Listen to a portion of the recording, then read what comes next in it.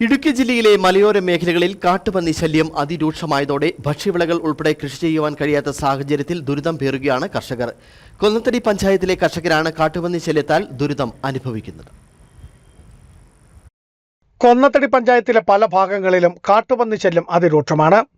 മുനിയറ ചുരുളി പുത്തംപുഴയിൽ ഷൈജു എന്ന കർഷകന്റെ കൃഷിയിടത്തിലെ ഏത്തവാഴത്തോട്ടമാണ് കാട്ടുപന്നികൾ നശിപ്പിച്ചത്. കൂടാതെ കപ്പ, കാച്ചിൽ, ചേന, ചേമ്പ് തുടങ്ങിയ ഇടവിള കൃഷികൾ നടത്തുവാൻ കഴിയാത്ത സാഹചര്യമാണ് കർഷകർക്ക് ഇപ്പോഴുള്ളത്. ഞങ്ങൾ താമസിക്കുന്നത് മുനിയറ ചുരുളി കൊന്നത്തടി പഞ്ചായത്തിലാണ്. ഞങ്ങൾ 2 മാസം മുമ്പ് നട്ട വാഴയാണിത്.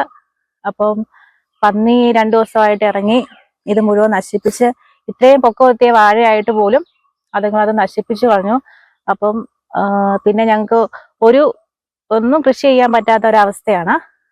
കപ്പയാണെങ്കിലും കാച്ചിലാണെങ്കിലും ചേമ്പാണെങ്കിലും മുറ്റത്ത് വന്ന് വരെ അത് നശിപ്പിച്ചിട്ട് പോകുന്ന ഒരവസ്ഥയാണ് ഞങ്ങൾക്കുള്ളത്. അതുകൊണ്ട് ഏലം ഉൾപ്പെടെയുള്ള നാണ്യവിളകളും കാട്ടുമൃഗങ്ങൾ നശിപ്പിച്ചു തുടങ്ങിയ സാഹചര്യത്തിൽ മലയോര മേഖലയിലെ കർഷകരുടെ ജീവിതം ദുരിതപൂർണമായിരിക്കുകയാണ്.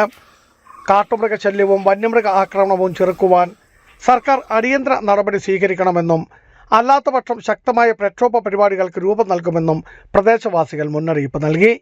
ബിജു വൈശൻ പറമ്പിൽ, ഇടുക്കി വിഷൻ ന്യൂസ്, ഇടുക്കി.